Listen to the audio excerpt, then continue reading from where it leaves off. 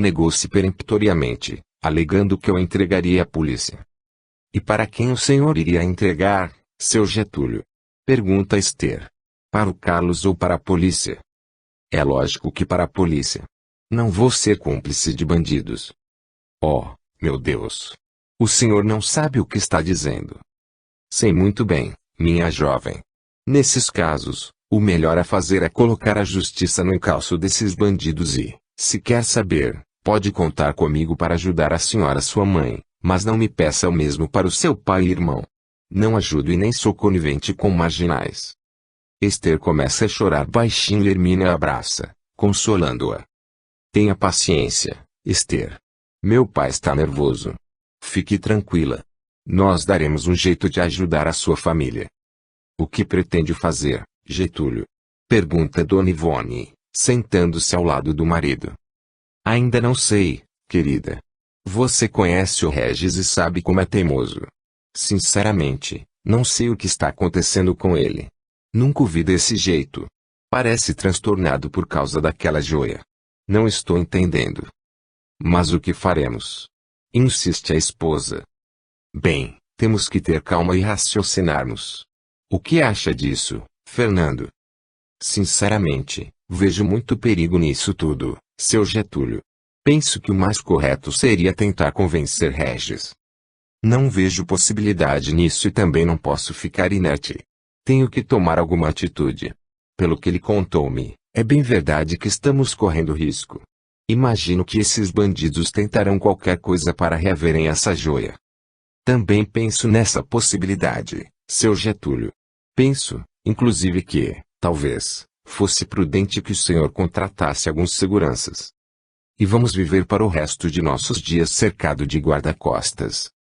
O senhor tem razão. Deixem-me tentar falar com Regis. Talvez eu consiga convencê-lo, pede Fernando. Isso. Fale com ele, Fernando, pede, angustiada, Dona Ivone. Nesse momento, Regis, com uma mochila nos ombros, desce correndo as escadas e sai pela porta da frente.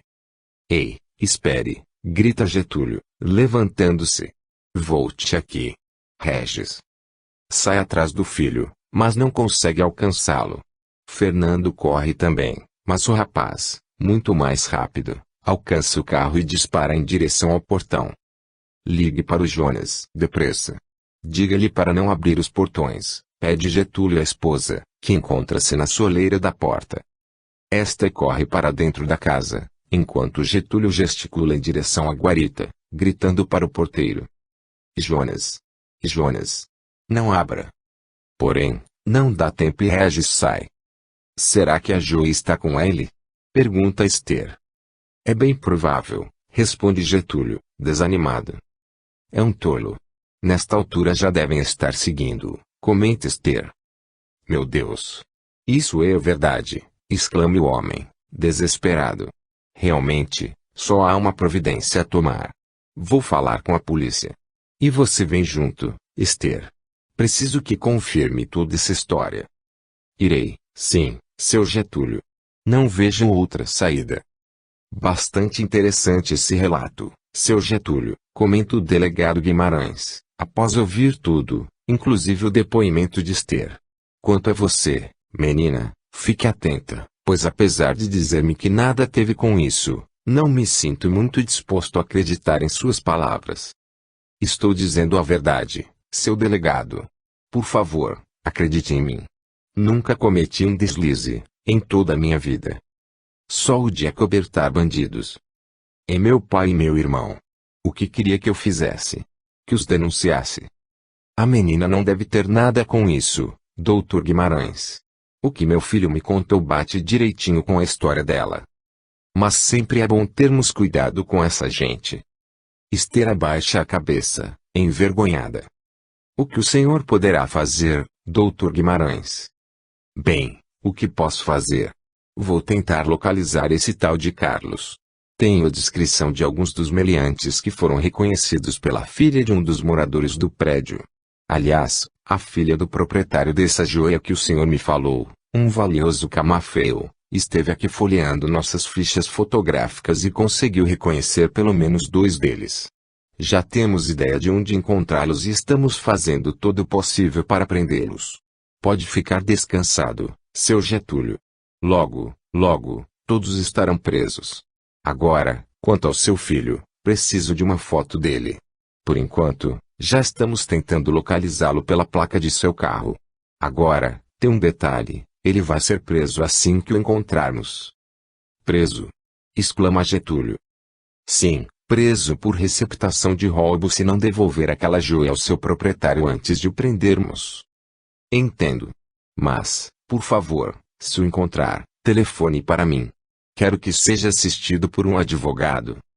Pode ficar tranquilo, seu Getúlio. Já anotei o seu telefone.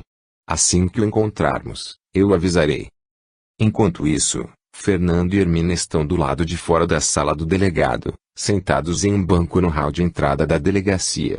De repente, Fernando dá um salto. Meu Deus! Exclama, correndo até a porta.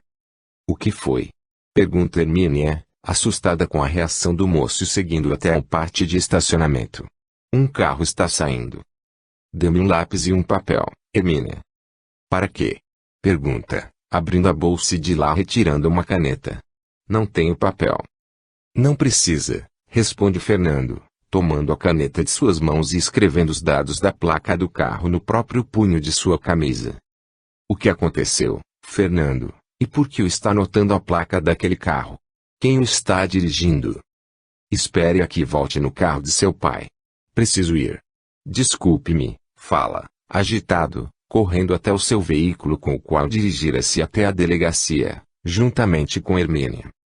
Desesperado, quase não consegue abrir a porta, atrapalhando-se todo na partida do motor e saindo em disparada.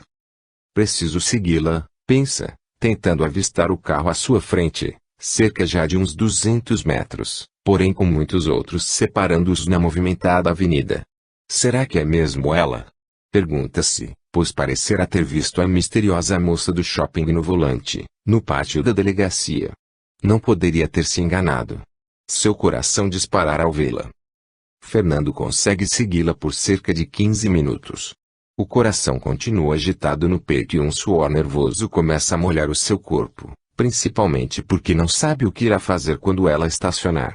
Deveria abordá-la ou apenas tomar nota de seu endereço. Continua procurando o carro por entre os demais. Trata-se de um modelo Sport vermelho, inclusive de procedência estrangeira, pelo que pôde perceber.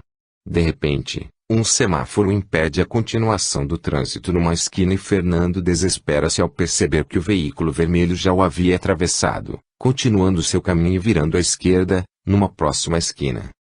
Meu Deus! Vou perdê-la, grita consigo mesmo. Vamos, semáforo. Deu verde. O verde. O verde. Porém, quando o trânsito é novamente permitido, Fernando não consegue dobrar à esquerda, naquela esquina, pois encontra-se no lado direito da avenida e muitos carros vedam-lhe a passagem. Procura, então, contornar pelo outro lado a fim de retornar ao local, desta feita, de maneira propícia.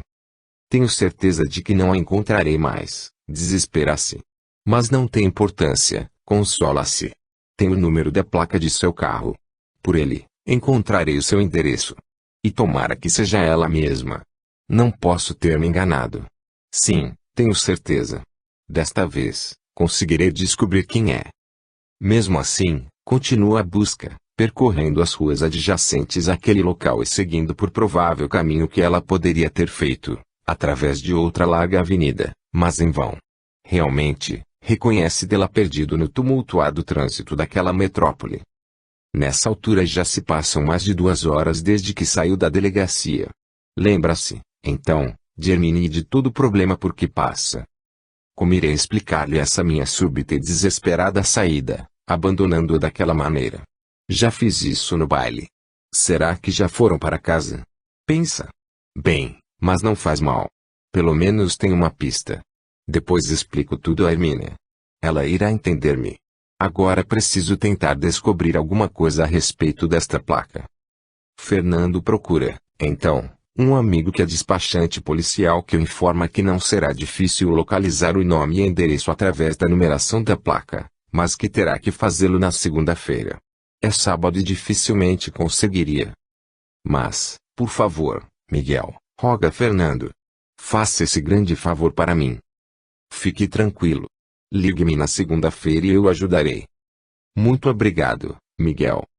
Fernando resolve, então, procurar o seu amigo Álvaro, pois precisa falar com alguém. Sente necessidade de desabafar tudo o que lhe passa pelo coração e, também, trocar algumas ideias sobre o problema de Regis e de sua família. Fernando, mas que surpresa! Entre. Infelizmente Helena não se encontra, mas não vai demorar. Apenas saiu para umas compras. De onde você vem vindo? Parece cansado. Você não pode imaginar tudo o que me aconteceu desde a hora do almoço. Você almoçou, Fernando? Almocei na casa de Hermínia, quer dizer, almocei mais ou menos. Na casa de Hermínia? Muito bem. Sabia que eu ainda conseguiria aproximá-los novamente. Estou muito contente. Não é nada disso, Álvaro. Fui lá apenas para apanhar alguns livros sobre espiritismo e acabei ficando para o almoço, mas você não pode nem imaginar o que aconteceu. Não pode imaginar o problema que aquela família está passando. Problema, Fernando? Que tipo de problema? Fernando conta tudo a Álvaro, inclusive o último episódio com a moça do shopping.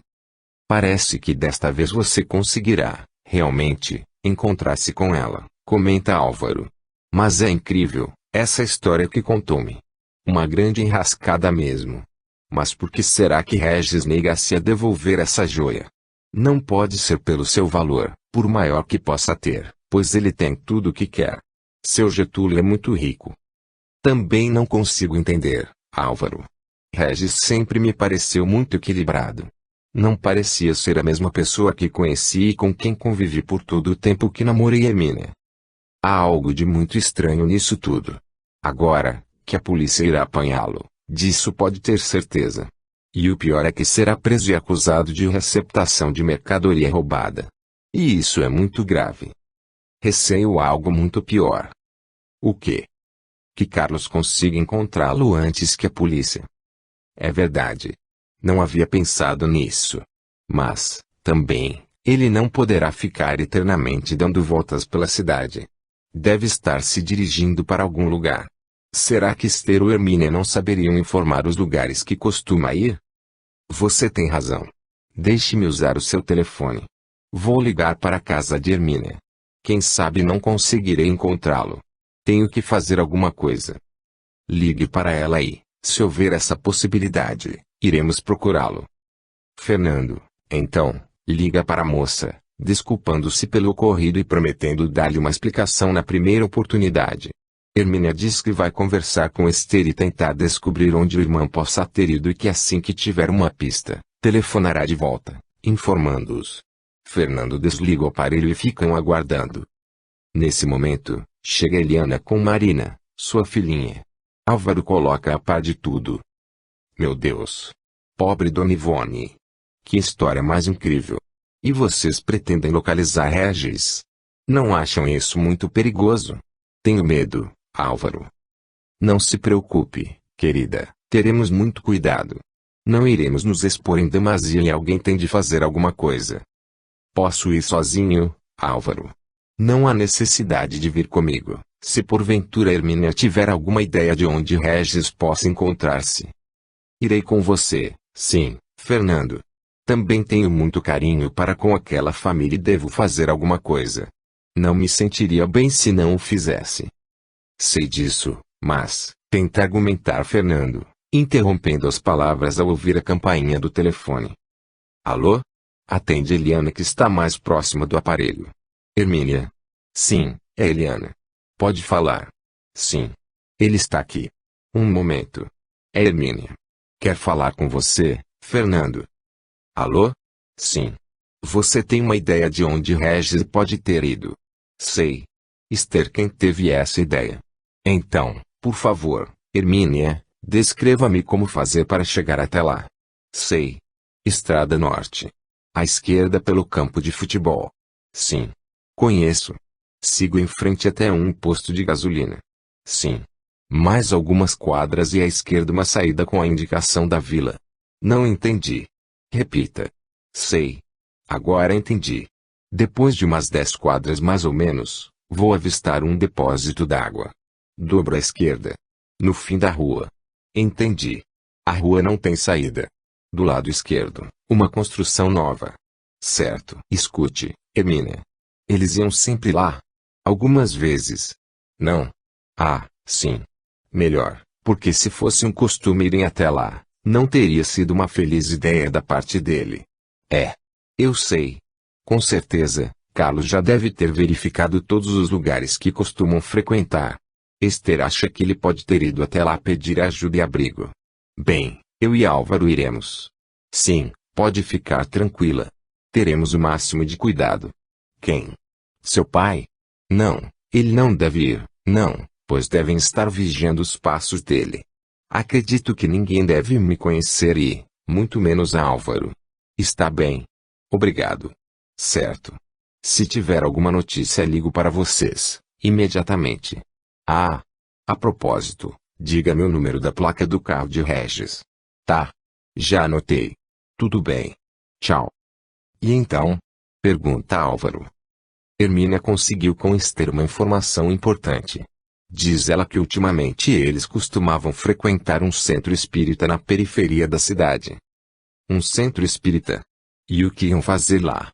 Pergunta Álvaro. Não sei, pois nem Hermínia, que é espírita, sabia disso, responde Fernando. Talvez procurassem respostas para as coisas da vida, talvez, curiosidade.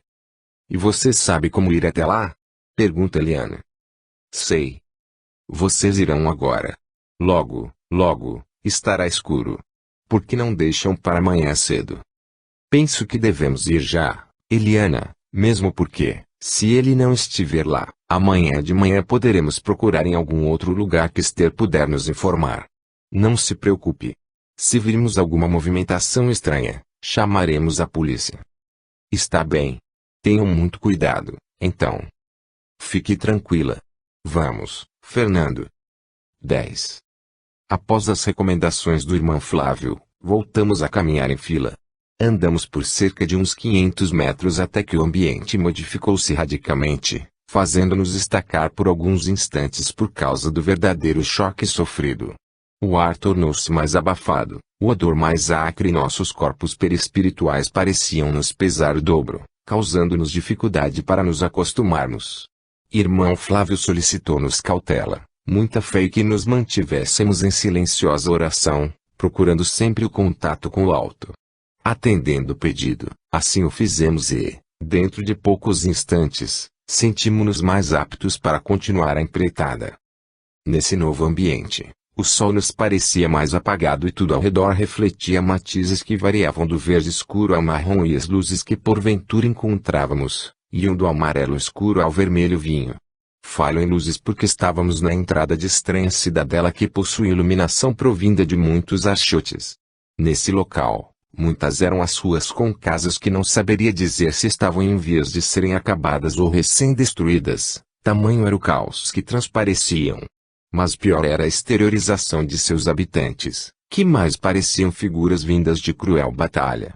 Todas, com exceção de algumas que mantinham-se deitadas ou encostadas pelas paredes, iam e vinham, parecendo repletas de atividades, porém, podíamos perceber que assim o faziam devido ao grau de estupidez estampada em suas expressões. Davam-nos pena e, ao mesmo tempo, um certo receio que procurávamos afastar com o pensamento em prece. Muitas chegavam até nós e proferiam as mais variadas imprecações e ameaças, mas não chegavam a nos agredir. Continuamos lentamente a nossa caminhada até que uma entidade saiu de uma porta cerca de uns 30 metros à nossa frente e dirigiu-se pesadamente até nós. Era por demais grotesco, muito alto e forte, carregava enorme corcunda que o fazia balançar-se todo ao movimentar o corpânzio. Estacou à nossa frente, de maneira ameaçadora. Quem são vocês? De onde vêm? Perguntou-nos com voz rouca e forte. Você é Corcunda, não? Perguntou-lhe o irmão Flávio. É assim que me chamam por aqui, respondeu, indicando e fazendo-nos segui-lo até um lugar ermo e escuro. Parecia não querer ser visto conosco. Viemos por indicação de um amigo que nos pediu que o procurássemos. E para que estão me procurando? Queremos que nos ajude a encontrar uma irmã que tivemos notícia de se encontrar aqui. Ajudá-los. Vocifera Corcunda, bem alto. Aqui ninguém ajuda ninguém. Por que deveria ajudá-los? E antes que Flávio pudesse responder-lhe, o Corcunda, olhando para todos os lados, como que examinando se ninguém estava dando atenção à conversa, perguntou baixinho. Quem os enviou até mim? Rodrigues nos enviou, respondeu, disfarçadamente, Flávio. E como está ele? Faz muito tempo que não o vejo. Penso que esqueceu-se de mim. Rodrigues não o esqueceu, não, Corcunda, inclusive pediu-me para dizer-lhe isso, e que tenha mais um pouco de paciência, que logo, logo, será auxiliado também. Trouxe a foto. Trouxe, respondeu Flávio, tirando um papel de dentro de sua vestimenta e entregando para ele que, após meticuloso exame, cerrou os olhos como quem estivesse tentando se lembrar e, devolvendo-a, falou, penso que sei onde se encontra, mas não garanto que terão sucesso com ela. Por quê? É muito revoltada e presta a seus mais diversos serviços, não se importando com o tipo de atividade, desde que isso lhe renda mais uma ilusão. Ilusão? Perguntou o irmão Flávio. Sim, ilusão. Ela presta serviços para o novo chefe daqui. Novo chefe? Sim, e o pior que este lugar já teve. Sua maldade vem atravessando muitas e muitas encarnações. Na verdade, veio há pouco tempo para cá e já conseguiu tomar o lugar do outro. É muito inteligente, velhaco e possui uma capacidade mental extraordinária. E como é o nome desse novo chefe? Curso é o seu nome. Mas o que vem a ser essa tal de ilusão? É um tipo de hipnotismo, sugestão, sei lá o que. Quem o pratica é seu braço direito, um velho religioso, que interpreta tudo às avessas. Tudo às avessas? Sim. Ele carrega sempre consigo um grande livro que diz ser a voz e a vontade do Senhor e que este ordenou que ele praticasse tudo ao contrário, pois quando de sua última encarnação tentou praticá-lo ao pé da letra e não teve a resposta desejada. É um louco, como todos daqui. E a ilusão? Ah, sim. No caso específico dessa mulher, ele a faz viver, mentalmente, as aventuras amorosas que ela desejar naquele momento. Isso tornou-se um vício para ela. Aliás, aqui neste lugar, todos são viciados em algo, trabalham e obedecem a curso em troca da satisfação de suas vontades, pagando um alto preço por isso, no terrível sofrimento na luta travada por suas consciências, principalmente no que tange aos trabalhos que têm que realizar como forma de pagamento, como já disse, do alto preço cobrado pela satisfação de seus desejos. Mas já conversamos muito. Logo começaremos a atrair a atenção dos outros e quem conversa muito por aqui, logo é encarado como um traidor e acusado como tal, principalmente se estiver conversando comigo. E você? Vai se arriscar por nós? Assim é que vivo.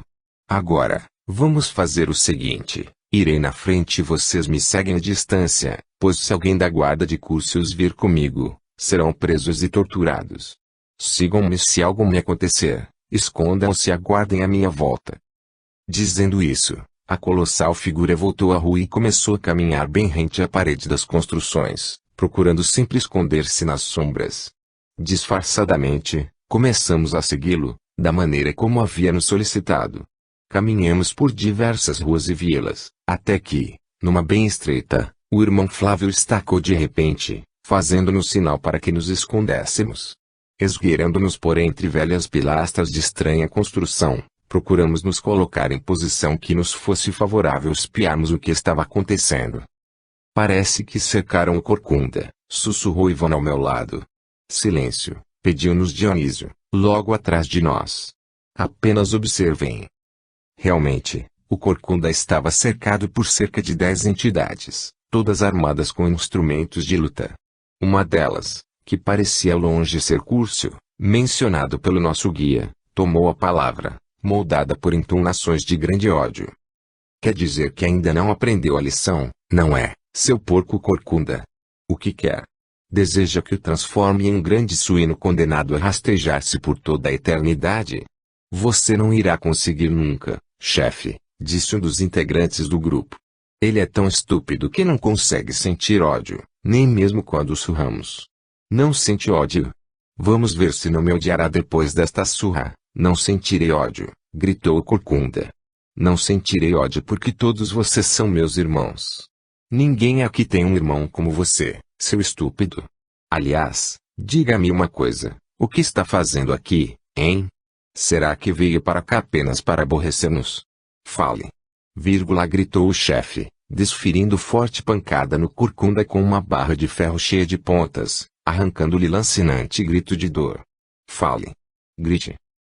Bradou novamente e, desta vez, bateu-lhe fortemente na cabeça, enquanto os outros desferiam-lhe também fortes golpes com outros instrumentos, até deixar o Corcunda completamente inconsciente.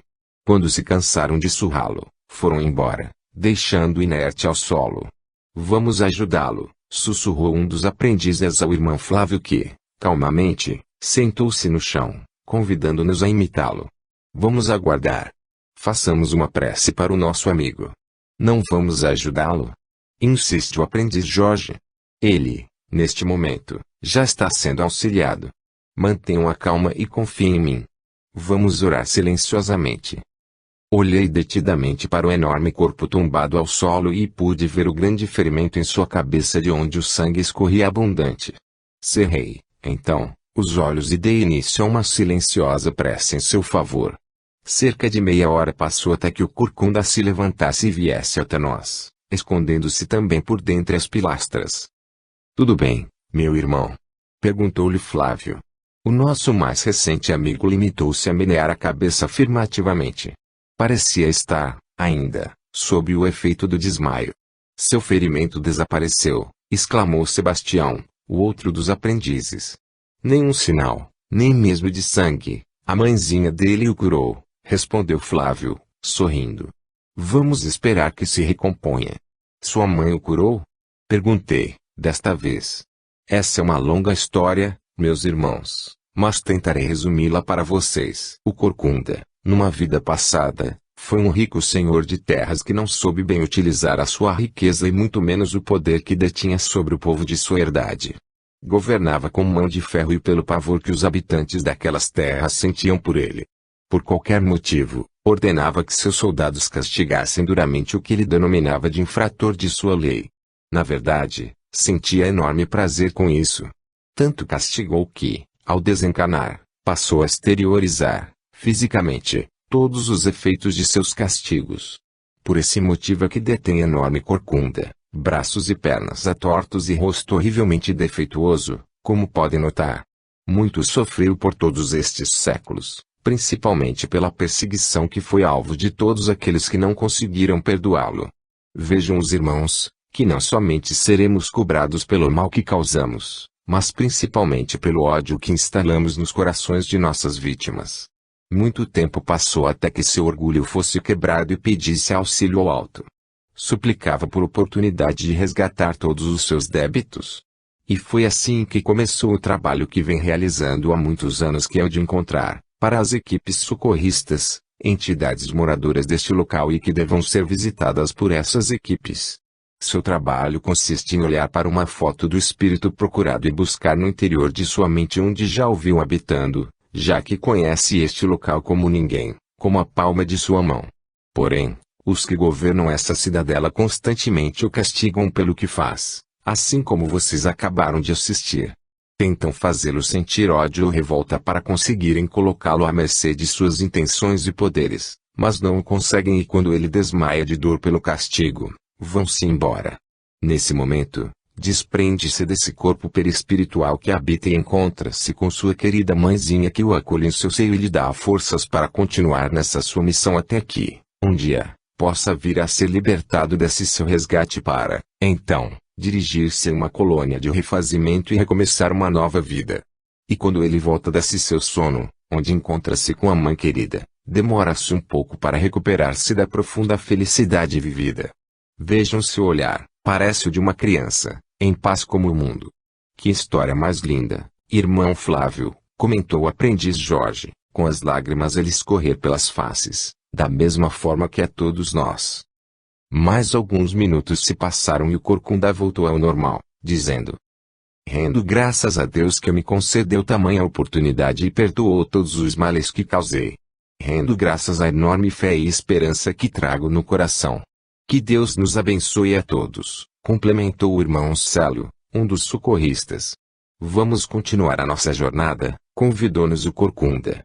Pelo menos, Curcio não virá em meu encalço tão cedo novamente, mas de qualquer maneira sigam-me à distância.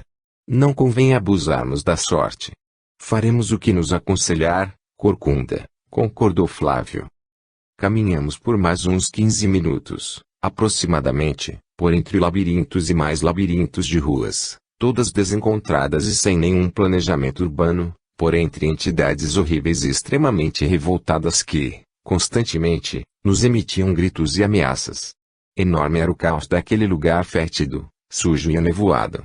Muitas vezes tínhamos que forçar a visão para podermos enxergar detalhes nas construções que se amontoavam como se tivessem sido jogadas umas ao lado das outras, sem nenhum cuidado.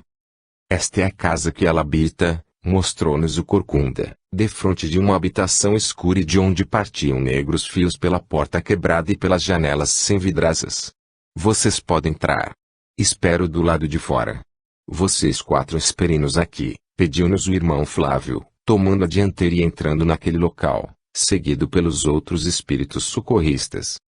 Alguns bons minutos se passaram e saíram, vindo ter junto a nós, informando. Nossa irmã Ariete realmente mora aqui, porém não se encontra no momento. Consegui a informação de que está no plano material, em missão obsessora, na residência de César. Na residência de César? Perguntei. E o que faremos? Vamos aguardar o seu retorno, a fim de falarmos com ela. O Corcunda conversou com algumas entidades daquele local e conseguiu que ficássemos instalados numa casa em frente, onde esperaríamos a volta da infeliz. Essa providência, informou-nos ele, foi tomada para que não chamássemos muito a atenção. Assim que entramos no local, espíritos de deplorável compleição afastaram-se de nós, dirigindo-se para um outro cômodo. Percebemos que, apesar de nosso corpo perispiritual encontrar-se igualmente pesado como o de todos ali, não possuíamos o esgar do sofrimento em nossas fisionomias e muitos deles tinham receio de comprometer-se com algum possível contato conosco. Sabiam que se Curcio descobrisse a nossa presença e percebesse que haviam nos auxiliado, fatalmente os puniria. Mantivemo-nos por mais algumas horas em silêncio e prece até que, num instante em que imaginei já estarmos em adiantada madrugada terrestre, Dionísio, um dos espíritos socorristas que estava incumbido de vigiar a entrada da casa de Ariete, veio nos avisar de sua chegada. Descemos até a rua e qual não foi a minha surpresa em ver que ela se encontrava acompanhada de César, neste momento desprendido através do sono. Ariete, realmente, era uma figura marcante, cabelos negros até os ombros, possuía uma cútis bastante morena e vestia-se com sumários trajes negros. Seu rosto possuía um tipo de beleza oriental, com os lábios e unhas pintados de vermelho e as linhas dos olhos pronunciadas por pintura escura e ao mesmo tempo brilhante. César parecia fascinado e podíamos perceber o mesmo no olhar da infeliz. Entraram na casa e, desta vez, todos nós os seguimos. Que invasão é esta? Berrou Ariete ao ver-nos em seu quarto. Você? Flávio? Exclamou César, bastante surpreso. O que querem? Berrou mais alto ainda a mulher. Viemos até aqui para ajudá-la e a César, respondeu mansamente o irmão Flávio. Que ajuda? Não necessitamos da ajuda de ninguém. Caiam fora daqui ou irão se arrepender amargamente. Naquele momento, percebemos a indecisão de César, que dirigia seu olhar de Ariete para Flávio e vice-versa, parecendo não saber o que fazer, numa expressão mista de vergonha e de surpresa. Deu-me pena vê-lo dessa maneira. Dava nitidamente para perceber que sabia estar errado, porém, não conseguia desvencilhar-se da atração que o prendia fortemente àquela mulher, com quem vivera as mais incríveis aventuras por várias encarnações. César, ordenou Flávio traço, você tem que voltar. Acompanhe nosso irmão Arthur que o levará até Milena. Depois conversaremos. Não vá. Ordenou Ariete. Fique. Somos um do outro há muitos séculos. Tenho muito mais direito sobre você. Naquele momento, diante da grande dúvida de César quanto ao que fazer e a quem obedecer, o irmão Célio aproximou-se dele e, dirigindo suas mãos em direção à sua cabeça, aplicou-lhe passes, no intuito de fortalecer-lhe o íntimo e acalmar os seus anseios. César, então, acabou perguntando. E o que farão com ela, se eu me for? Pode ficar tranquilo, César. Estamos aqui para auxiliá-la. Não saia daqui, César, gritou a mulher, mais uma vez.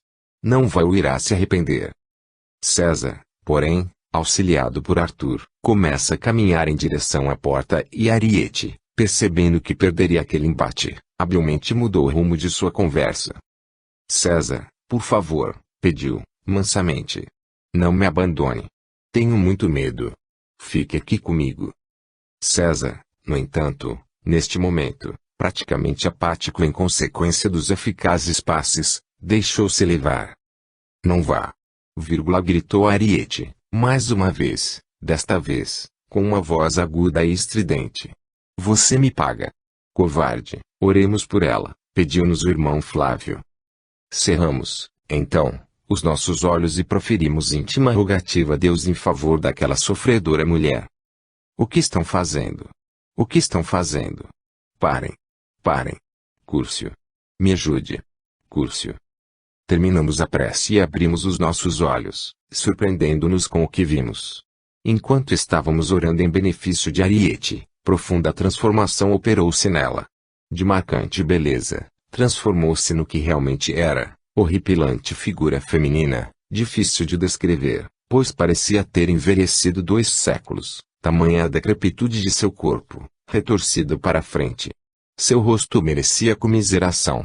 Sentindo as forças esvaírem-se, Ariete, lentamente, com todas as forças que pôde juntar, dirigiu-se até um grande espelho que se encontrava numa das paredes. Ao ver sua imagem refletida, emitiu surdo grito, desfalecendo logo em seguida. 11. Já são perto de 8 horas da noite quando Fernando e Álvaro, após longa viagem por diversos bairros da periferia da grande cidade, chegam ao local descrito por Esther e facilmente encontram o centro espírita, pois alguns veículos encontram-se estacionados defronte dele. Quando passam em frente, lê o nome pintado na parede, Centro Espírita Allan Kardec. Isto aqui está movimentado, comenta Fernando, reportando-se ao grande número de carros estacionados. O que acha que devemos fazer? Vamos entrar? Vamos primeiro verificar se o carro de Regis está estacionado por aqui. Bem lembrado. Fernando e Álvaro começam, então, a procurar pelo carro do rapaz, encontrando-o na primeira esquina. É este aqui. Veja a placa. Realmente, Regis deve estar lá dentro. E o que faremos? Bem, vamos entrar com cuidado e examinarmos o ambiente. Precisamos arrumar um jeito de falarmos com ele sem que fuja de nós. Vamos lá. Entram no centro por uma porta central, após subirem alguns degraus de uma pequena escada de alvenaria. Cerca de 80 pessoas encontram-se lá dentro e Álvaro e Fernando limitam-se a examinar o ambiente. Trata-se de um salão simples e humilde, com vários bancos de madeira onde as pessoas encontram-se sentadas, voltadas para o fundo, onde há uma mesa comprida, cercada por 20 cadeiras e tendo atrás, pintada na parede, a frase, nascer, morrer, renascer ainda, progredir sempre, tal é a lei. À frente dessa mesa e de frente para o público, um homem, de cerca de uns 60 e poucos anos, fala para os presentes, palavras de fé, consolo e esperança, calcadas, pelo que podem apurar, nos ensinamentos de Jesus. Nesse momento, o homem que depois ficam sabendo denominar-se Pedro Bastos, dirigente daquele centro, faz uma pequena pausa na preleção, enquanto que os 2 amigos passam a percorrer, com os olhos, a plateia que se encontra de costas para eles, a fim de localizarem Regis. Lá está ele, Álvaro, sussurra Fernando, apontando para o jovem que se encontra sentado no primeiro banco, logo à frente de seu Pedro. O que faremos? Vamos esperar o término da reunião e depois veremos o que fazer. Vamos ficar naquele canto ali. Se Regis olhar para trás, fatalmente irá nos ver. Boa ideia. Fernando e Álvaro dirigem-se a um dos cantos da sala, onde ficam protegidos da visão do rapaz por algumas pessoas que lá se encontram em pé. Aproveitam, então, para ouvir o que o médium está dizendo. E o momento é crucial, meus filhos, comenta seu Pedro, recomeçando e atendendo a uma pergunta feita por um dos presentes. Devemos todos ligar-nos mais às coisas de Deus e dos bons espíritos, pois cada vez mais, a natural mediunidade encontra-se desenvolvida em todos os homens e esse fato, que deveria ser um grande passo em direção à evolução do espírito encarnado, infelizmente poderá originar uma grande catástrofe, se a humanidade não se der conta dessa sublime ferramenta que Deus nos oferece, a qual devemos aproveitar para sintonizar-nos cada vez mais com as entidades do bem. O que está ocorrendo é que os espíritos encarnados, médiuns espontâneos que são, pela própria busca dos prazeres efêmeros e materiais, acabam entrando em sintonia com espíritos inferiores que agarram-se a eles em busca da matéria que tanto anseiam e, pela própria inferioridade que detêm, os influenciam a cair nas redes da angústia e da depressão, cada vez mais frequente no dia a dia da humanidade. Preparemo-nos, pois, meus filhos, a fim de evitar essa influência que existe de baixo para cima e exemplo edificante de nossas vidas, influenciar essas pobres e sofridas criaturas do que caminham passo a passo conosco. E, mais importante ainda, procuremos levar essas verdades a todos os outros que não a conhecem. Somente com o verdadeiro amor de Jesus é que o homem poderá viver em paz consigo mesmo e com seus semelhantes, aprendendo, inclusive, a conviver com o progresso material que caminha a passos largos, fazendo com que essa evolução material seja-lhe um instrumento de felicidade. Bastante sábio esse homem, comenta Fernando com Álvaro. Também estou muito impressionado com ele. Seu Pedro, após mais algumas considerações sobre a situação do homem na atualidade e da importância de que ele se volte à espiritualidade, encerra a palestra com uma bonita prece, carregada de muito amor, convidando, em seguida, a permanecer no local aqueles que desejem falar com ele. Fernando e Álvaro continuam onde estão e enquanto aguardam que as pessoas saiam do recinto, sentam-se num dos últimos bancos. Cerca de umas 20 pessoas permanecem no local, fazendo fila para trocar algumas palavras com o médium, enquanto Regis continua sentado. Após atender a todas com muita atenção, seu Pedro volta-se para os dois. Querem falar comigo também? No mesmo momento, Regis volta-se e, percebendo a presença dos dois, dá um pulo do banco, afastando-se em direção a seu Pedro. O que estão fazendo aqui? Pergunta, assustado. Por que me seguiram? Eu não vou com vocês. Tenha calma, Regis, pede Fernando. Não queremos levar você a lugar nenhum. Apenas queremos conversar. Não tenho nada para conversar. Seu Pedro limita-se a observá-los e é Álvaro quem fala agora. Regis, por favor, ouça-nos. Você está correndo perigo de vida e seus familiares também. Além do mais, se a polícia o apanhar com aquela joia, será preso como receptador. Você tem que devolvê-la. Nunca. Não vou devolver o que é meu. Nunca. E se a polícia me apanhar não poderá me prender por muito tempo, pois não terão a prova material. Minha joia, o camafeu, está muito bem escondido. Sua joia? O seu camafeu? Não estou entendendo, Regis. Aquela joia nunca foi sua. Foi roubada. O que está querendo dizer? Pergunta Fernando. Estou dizendo que ela é minha. Sempre foi minha.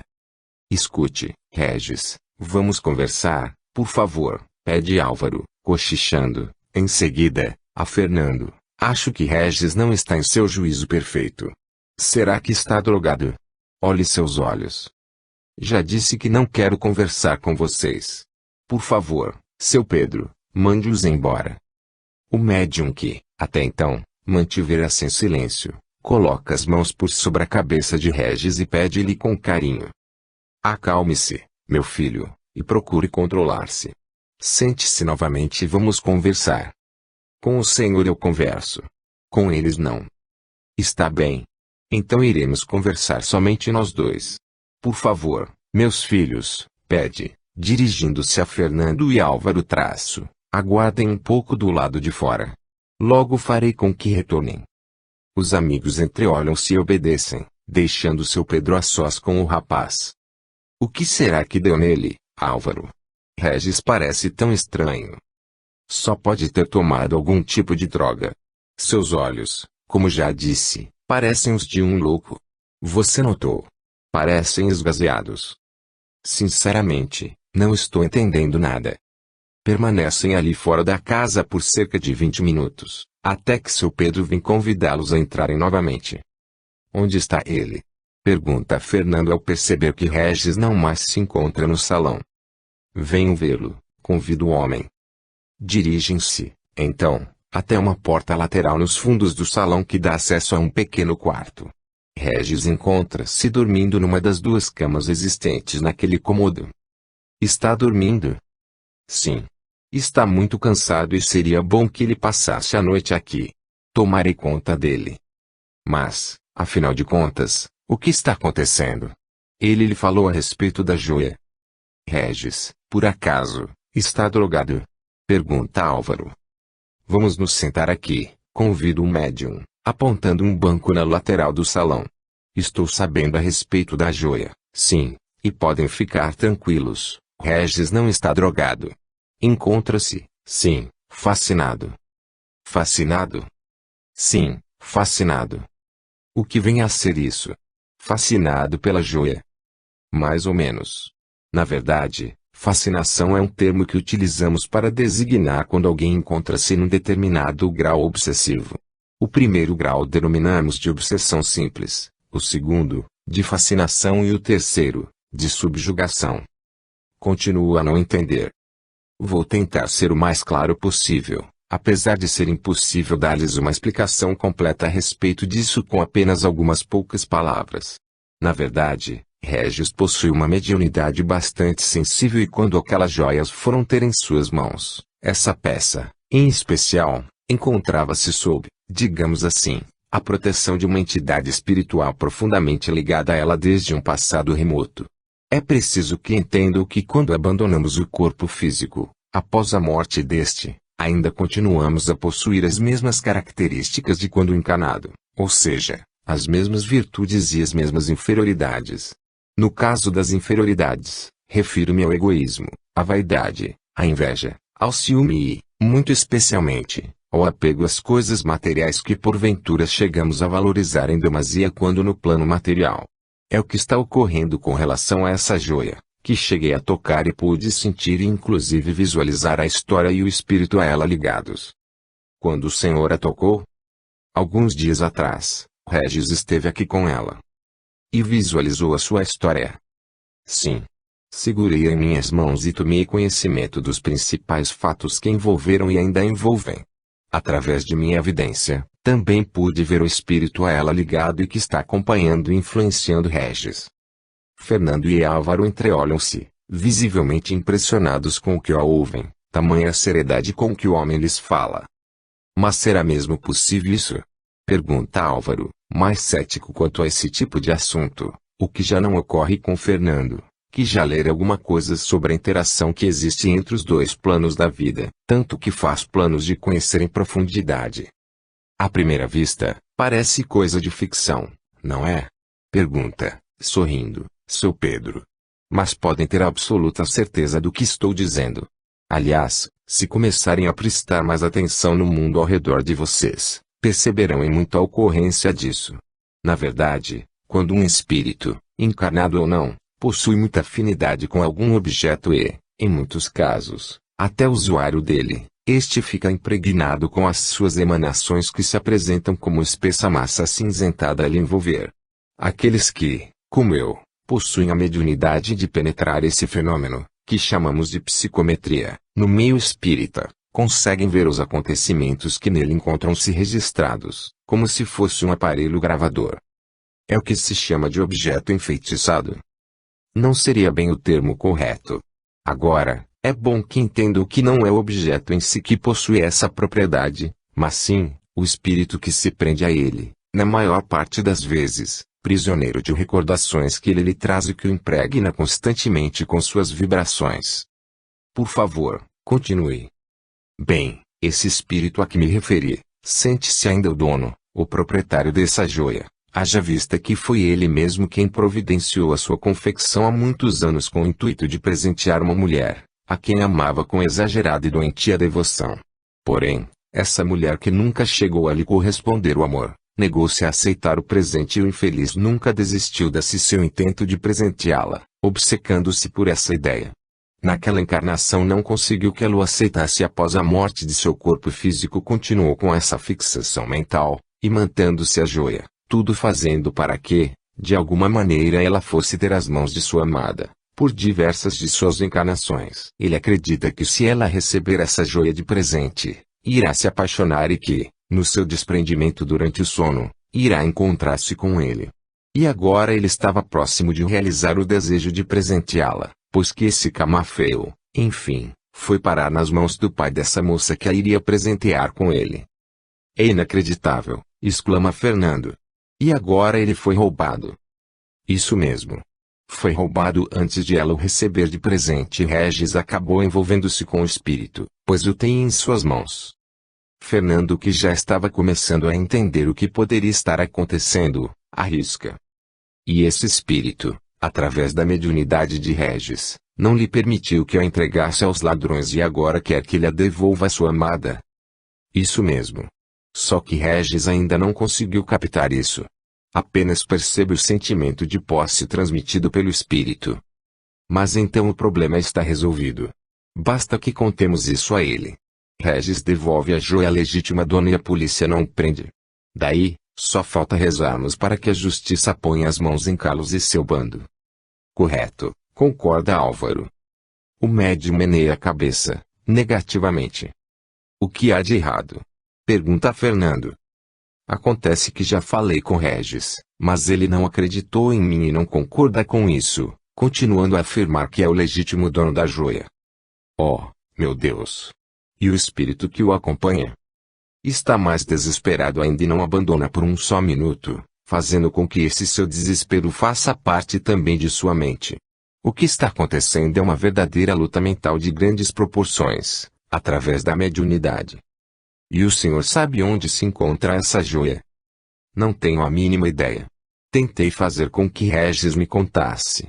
Não para tirá-la dele, pois não tenho esse direito, mas para poder, talvez, livrá-lo de alguma consequência pior. Mas não consegui. Inclusive ele procurou-me hoje, novamente, apenas porque sabe que pode confiar em mim. Sabe que não irei entregá-lo à polícia. E se dormiu, foi apenas porque consegui fazer com que o espírito se afastasse momentaneamente dele. Infelizmente, não será por muito tempo.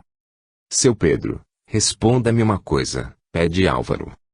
Fale, meu filho. E se o senhor perguntasse ao espírito onde essa joia se encontra? Ele não poderia revelar-lhe. Imagino que deva saber. Se ele fizesse isso, poderíamos devolvê-la à sua amada. Seria bom também para ele. Infelizmente, meu rapaz, as coisas não são assim tão simples. Dificilmente ele confiará em minha pessoa, principalmente pelo fato de não estar em condições de modificar o seu pensamento que, no momento, encontra-se fixo em Regis. E quando Regis acordar? Como já disse, poderá passar a noite aqui e, talvez, o convença a passar os dias comigo, quando poderei auxiliá-lo com passes magnéticos. Também tentarei convencer a infeliz entidade, num trabalho de desobsessão, a seguir o seu caminho. Aí, então, terei condições de convencer Regis a entregar a joia ao seu proprietário, pois estará longe da influência desse espírito. Entendo, concorda Fernando. E o que devemos dizer aos seus familiares? Creio que o melhor a fazer é mantê-los afastados daqui, por causa da polícia. Não seria melhor contar a verdade a eles? Isso os tranquilizaria. Se você acha que eles colaborarão com o trabalho de desobsessão que pretendo realizar, penso que sim. Sabe, seu Pedro. Acho que... Oh, meu Deus, geme, repentinamente, Fernando. Não sei. Estou sentindo-me tão mal. De repente. Não sei o que está acontecendo comigo. O que está sentindo, Fernando? Pergunta Álvaro, assustado. Fale. Sinto-me muito mal. Seu Pedro, o que está acontecendo? Tenha calma, meu filho, e faça uma prece ou, pelo menos, pense em Jesus. Vou lhe aplicar um passe. Dizendo isso, o médium aplica-lhe movimentos com as mãos no intuito de, auxiliado por espíritos superiores ali presentes, reequilibrar-lhe as energias, bem como afastar momentaneamente dele o espírito obsessor de Regis que, ao seu lado, procurava atacá-lo com muita violência, principalmente verbal, vista e ouvida por Pedro, através de sua mediunidade visual e auditiva. Realmente, o espírito parecia sentir enorme ódio de Fernando, como se o conhecesse de algum tempo. Mais algumas imposições das mãos do médium e o espírito acuou-se em um dos cantos do salão com horrenda expressão de revolta e ódio. Transcorridos alguns minutos, Fernando retoma a normalidade. O que aconteceu comigo? Pergunta, ainda um pouco zonzo. Nada demais, meu filho. Agora já deve estar melhor. Penso que deve ir para casa e descansar. É o que farei, seu Pedro, e, em nome dos familiares de Regis, agradeço-lhe de todo o coração o que está fazendo. Pode tranquilizá-los, meu irmão. Aquele estará em boas mãos. Deus lhe pague, amigo. Amanhã retornarei para saber notícias. A propósito, quando fará realizar esse trabalho de desobsessão? Depois de amanhã. E eu poderia assistir? Estou muito interessado na doutrina espírita e já li alguns livros a respeito. Inclusive, Hermínia, irmã de Regis a espírita, irá me ajudar. Se quiser vir, não há problema nenhum. Se Hermínia quiser acompanhá-lo, poderá dar-lhe maiores explicações após assistirem ao trabalho. Falarei com ela e Deus lhe pague, seu Pedro. Uma boa noite a vocês. 12. Que transformação! Exclamou Ivan, um dos irmãos aprendizes.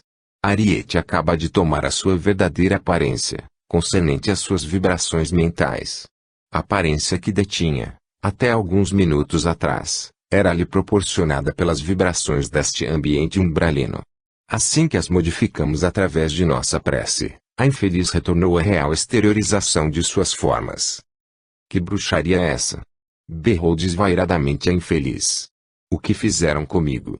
Desfaçam isso ou vão se arrepender. Cúrcio. Cúrcio. Ajude-me, acalme-se, minha irmã. De nada adiantará seus gritos e seu desespero. Queremos que veja o espelho de sua alma e reflita sobre isso. Não quero ver nada. Quero voltar a ter minha antiga forma. Essa é sua forma verdadeira, minha irmã. Para poder modificá-la, só existe um caminho. Qual caminho? O caminho da renovação.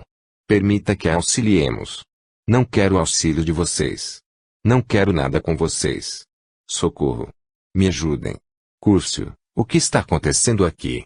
Onde está Ariete? Quem são vocês? Perguntou uma entidade, entrando apressadamente no quarto. Estou aqui, Torquato. Sou eu? Ariete, informou, em desespero. Não brinque comigo, velha nojenta. Onde está Ariete? Diga-me, ordenou o espírito, de nome Torquato, que acabara de entrar no quarto.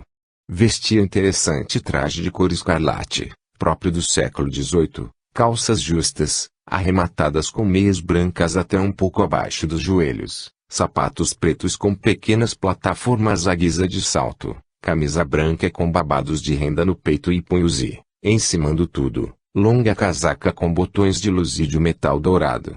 Ostentava também penteada cabeleira branca com cachos das têmporas para trás e pequena trança na parte posterior da cabeça, ultimando tudo com um pequeno chapéu de 3 pontas. Sua altivez e determinação nas palavras denotava ter sido algum nobre daquela época, provavelmente, sua última encarnação. Sou eu? Acredite em mim. Esses bruxos me enfeitiçaram. Quem são vocês? Essa velha horrível está dizendo a verdade? Sim, meu irmão, ela diz a verdade. É Ariete com sua real aparência. E você? O que faz aqui? Respondeu Flávio, calmamente. Não tenho que lhe dar nenhuma satisfação. Apenas lhes ordeno que desfaçam essa bruxaria. Agora. Ou minha ira bater-se-á sobre vocês, berrou, sacando a enorme espada da cintura e colocando-se em posição de combate. Nesse momento, acredito que nós, os aprendizes, tenhamos emitido vibrações de medo e falta de fé, pois Ariete repentinamente voltou à sua antiga forma e o irmão Flávio, percebendo nosso titubear, procurou acalmar Torquato, convidando-nos a sair daquele recinto, o que não nos foi impedido. Assim que passamos para o cômodo contíguo, fez-nos sinal para que ali permanecêssemos a fim de ouvirmos a conversação de Torquato e Ariete. Quem eram eles? Perguntou um homem. Não sei. Apareceram assim que eu e César aqui chegamos e convenceram-no a acompanhar um deles que o levou embora.